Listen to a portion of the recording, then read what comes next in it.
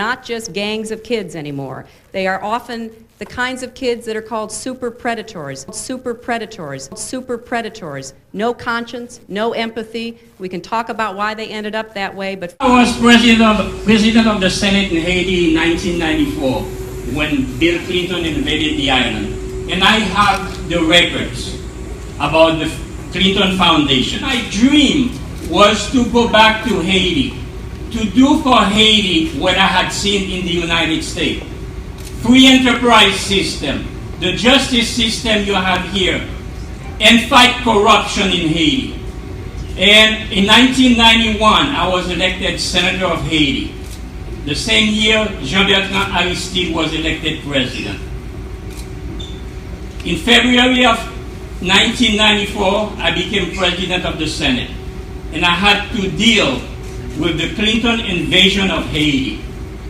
And I learned so much about the Clinton because I was working so much with the American intelligence at that time. Clinton wanted to buy me out.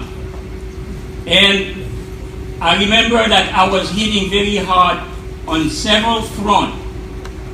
Today Show, Good Morning America, and once I was in Nightline with Senator Dole.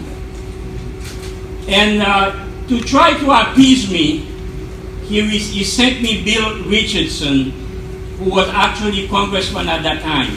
And I spent 4 hours with Bill Richardson in my office in Port-au-Prince, explaining to him how they should not invade Haiti and how this was a bad idea to return Aristide to power. And I even mentioned that President Reagan in 1986 had sent one airplane to pick up Duvalier.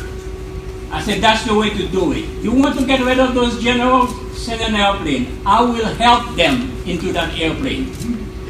So we spent 4 hours. I discussed it with Bill Richardson because I said to Bill, take the message back to President Clinton. I know you are here because he sent you. A week later, after my conversation with Bill Richardson, the American embassy called me, as it was often the case, and they said, President Clinton has a messenger for you. I said, send him over. He came, did not give me his name, but told me, Mr. Century, you join our movement. You side with Bill Clinton in this invasion and we'll make you the richest man in Haiti. I said, sir, tell President Clinton for me Bernard Century is not for sale. I have principle and I love my country. A week later, by executive order, Clinton revoked my visa. I was then a resident of the United States. I am now a citizen of the United States. And this is how it's been in Haiti. The Clinton, when after the invasion, they started a cellular company called Fusion International.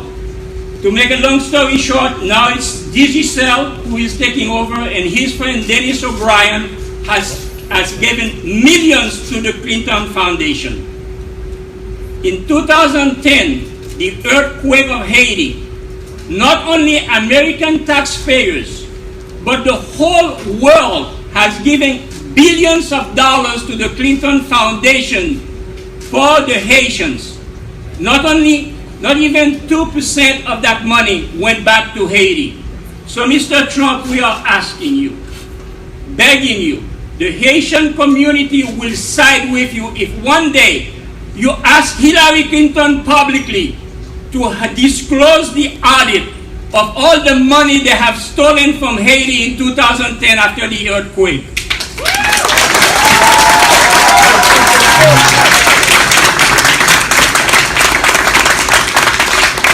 Haiti is a very poor country. Change Up is in response to a WikiLeaks bombshell revealing Democratic leadership tried to help the Clinton campaign fend off Bernie Sanders in the primaries. Sanders called for her resignation earlier today. Apparently, he's going to get his way.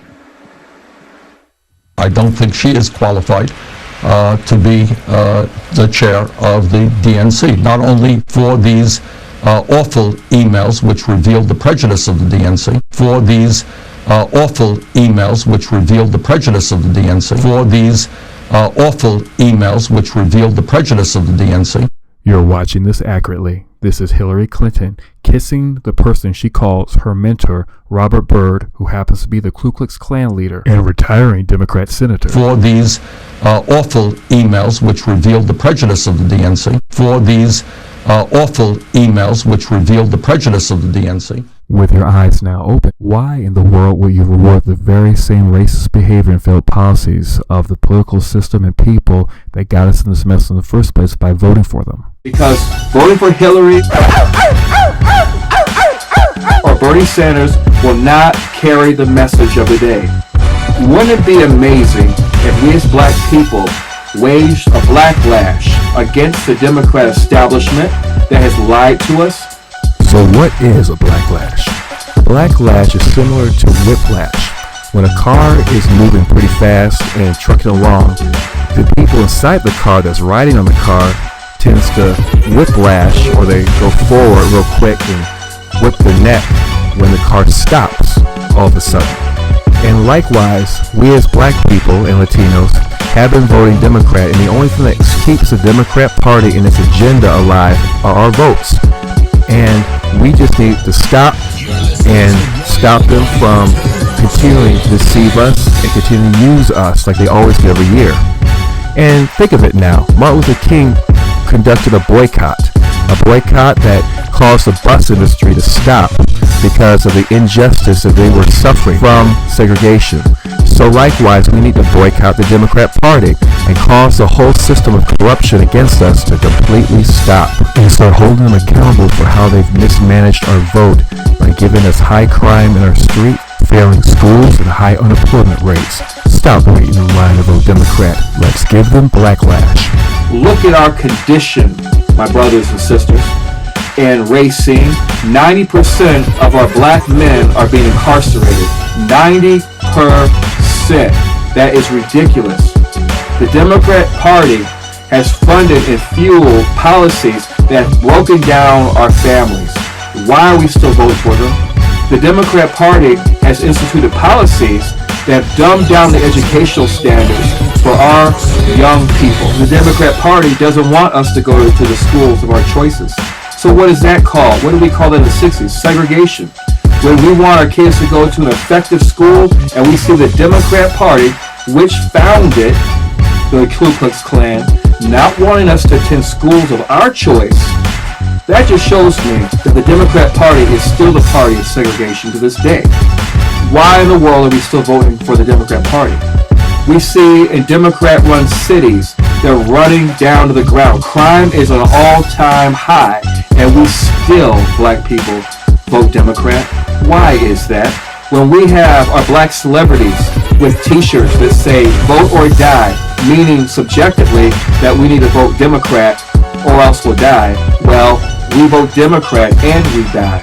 So many of us are dying in Chicago, so many of us are dying in Milwaukee. Even the Democrat Party within their platform, my brothers and sisters, is abortion on demand. They're actively putting abortion clinics within our black neighborhoods to exterminate our population. And yet we still vote Democrat? It's time for a blacklash, alright?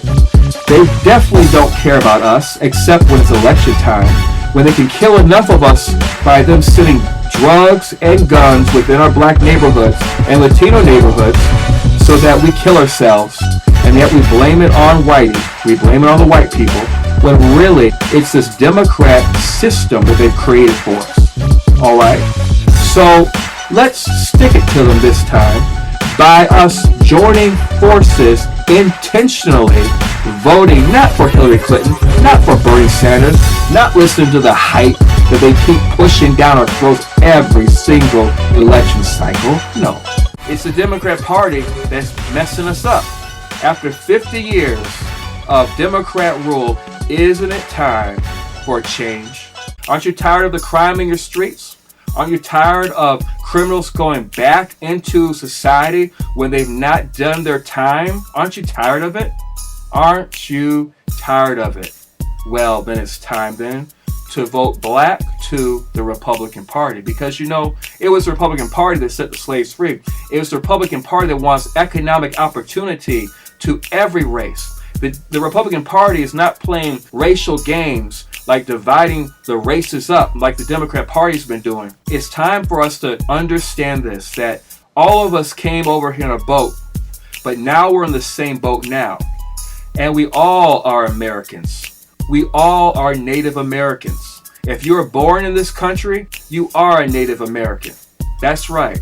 Don't let the racist Democrats segment you Latinos and blacks and Caucasians of different varieties and shapes. Stop letting them divide you. We're one nation under God. We're one nation under God, indivisible, with liberty and justice for all. And it's time for us to realize that is the Democrat Party that keeps dividing us. You don't hear from them at all until it's election season and they want us to vote for them again. Well, it's time for us to let them know something, that we're voting black to the Republican Party. That's the party that gave us wealth, that provides us with economic and educational opportunities. This entire community has sat back and witnessed how Milwaukee, Wisconsin has become the worst place to live for African Americans in the entire country. Now, this is the warning cry. And where do we go from here? Where do we go as a community from here? Do we continue with the inequities, the injustice, the unemployment, the undereducation that creates these byproducts that we see this evening? Do we continue that? And I thank you, Russell Stamper. I thank you for not letting us leave here without saying the truth. Something has to be done here in Milwaukee, Wisconsin to address these issues. The black people of Milwaukee are tired. They're tired of living under this oppression. This is their existence. This is their life. This is the life of their children. Now, what have happened tonight may have not been right. I'm not justifying that. But no one can deny the fact that there's problems, racial problems here in Milwaukee, Wisconsin, that have to be closely, not examined, but rectified. Rectify this immediately. Because if you don't, this vision of downtown, all of that, you one day away. You one day away. How can that be interpreted any other way than a threat to riot in downtown Milwaukee? I actually asked Khalif Rainey that very question on Twitter. I said, "Hi, Khalif Rainey, can you please explain to the city of Milwaukee how we should interpret your comments as anything other than a threat of more rioting and violence?" You know his response to a member of the media asking a legitimate question? He blocked me on Twitter. Now, I'm going to be nice and not give out Khalif Rainey's phone number and his email address. But everybody has Google on their phones. You can find it. I'd like you to ask Mr. Rainey whether this was a responsible thing for an elected official to say. This was pretty clear incitement of more rioting. I mean, is there another reasonable interpretation for what he said? I'd really like to hear it. And I'd really like Mr. Rainey to understand that he is not part of the solution. He is, in fact, along with every other liberal Democrat who has been elected in Milwaukee for the last 108 years, part of the problem. Because, in fact, Milwaukee has one of the highest poverty rates in the nation. By some estimates, it's second. Milwaukee has 3 of the nation's 25 worst performing schools. Only Chicago, a much bigger city, has more of the nation's worst schools. And stunningly, Milwaukee has had more socialist mayors in the last 108 years, 3, if you can believe that, than Republican mayors, 0. The last Republican mayor left office in 1908. Milwaukee, in the last 108 years, has become the single most segregated city in America. According to a study done by UWM, quote, No metro area has witnessed more precipitous erosion in the labor market for black males over the last 40 years than has Milwaukee. In other words, 40 years of near unanimous rule on the Milwaukee Common Council by people just like Khalif Rainey have led to the second highest poverty rate, one of the highest child poverty rates, one of the worst school districts, and the single worst city in America for black male unemployment. On top of that, the city of Milwaukee has the 5th highest violent crime rate in the country, trailing only Detroit, Memphis, Oakland, and St. Louis, all of which have also been controlled exclusively by the Democratic Party since at least the 1970s. Memphis has not had a Republican mayor since the city was settled in 1829. St. Louis, 1950s. Detroit, 1962, unanimous Democratic control.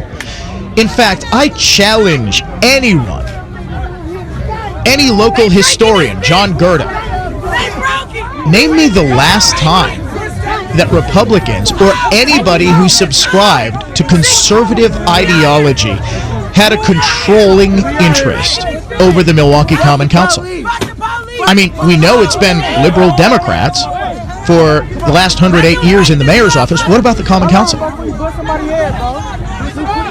Honestly, the Milwaukee Police Department has been run by Democrats for decades. Nan Haggerty, Artie Jones, and now Ed Flynn, who I do still believe is a good cop deep down somewhere before he sold his soul to Mayor Barrett for another appointment as Milwaukee Police Chief before he rides off into the sunset and retires. I know he had his eye on the New York Police Commissioner job that ultimately went to Bratton. But he wanted to get one last appointment, so now he's doing Barrett's bidding. Once again, another liberal Democrat. But we have people like Khalif Rainey saying that those riots were a natural reaction, a natural response to all of the horrible policies that have led to horrible living conditions in the city of Milwaukee. Well, for a century plus now. A century plus. Who's been in charge? Do you realize the city of Milwaukee has gone as long as the Chicago Cubs have gone without winning a World Series? Everybody laughs at the Cubs because it's been 108 years. Well, I'm laughing at Milwaukee for 108 years of impotent, awful rule. It takes a Democrat mindset, a Democrat-run city, to cause blacks to attack the very cops that are there to protect their lives. Black lives don't even matter to black Democrats, regardless how much they protest for social justice.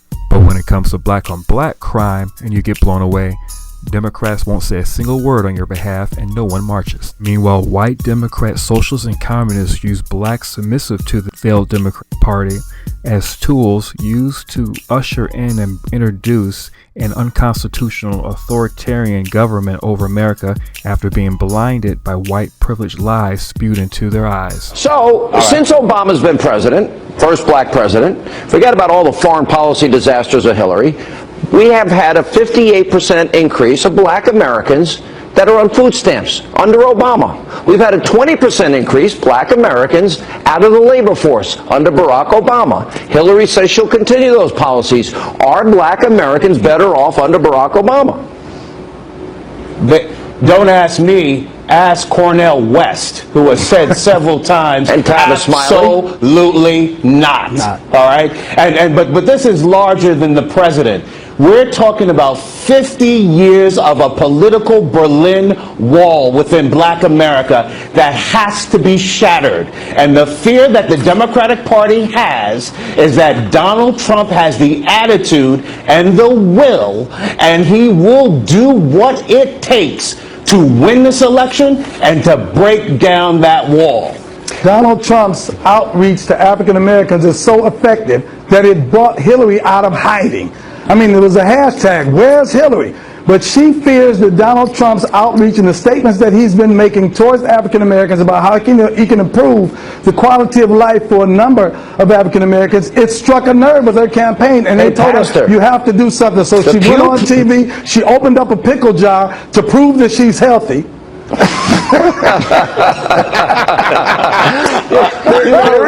There is a That's a good one. That's a good one. So now we don't have any more health concerns. They should have gave her John Mayonnaise a Miracle Whip and see if she could open that. It's funny that the party that founded the Ku Klux Klan, filibustered the Civil Rights Act, claims Republicans hate black people. Even today, blacks are still suffering from voting for Democrats. In our history, black people have always been Republican, and it's okay to be Republican because we believe in setting people free. The Democrats are only concerned about one thing, and that's control. And Democrats disguise their control over us as charity. According to the FBI, the 10 most violent cities in America are run by Democrats. Tell me again how liberal policies work for the poor when 10 out of 10 large cities with the highest poverty rates are run by Democrats. Poor people have been voting Democrat for over 50 years and they're still poor. We need to stop being hoodwinked, bamboozled, swindled, led astray. Black people, don't let the Democrat Party trick you again. It's time for a black lash. It's time to vote back as a Republican. I will fight for every neglected part of this nation, and I will fight to bring us together as one American people. Imagine what our country could accomplish if we started working together as one people, under one God, saluting one American flag.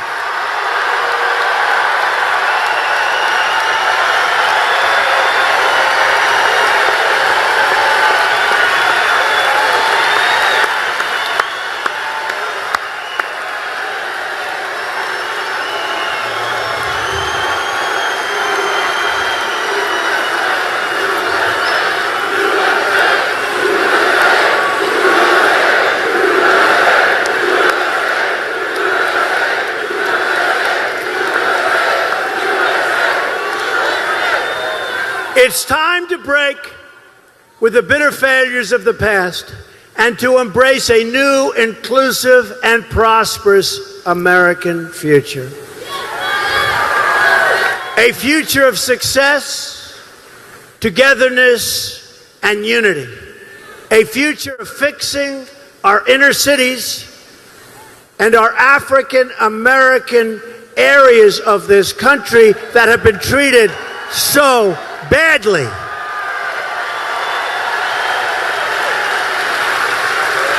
Our inner cities are a horror.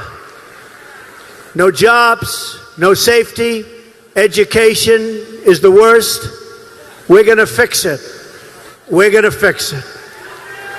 You've been hearing that for years and years by the Democrats who have run the inner cities for, in some cases, more than 100 years straight. We're going to fix our inner cities, and I'm going to get tremendous votes from the African American community. And we're going to get tremendous votes from the Hispanic community. We're going to bring jobs back to our country. We're going to bring jobs back to our country. And once more, we're going to have a government of, by, and for the people.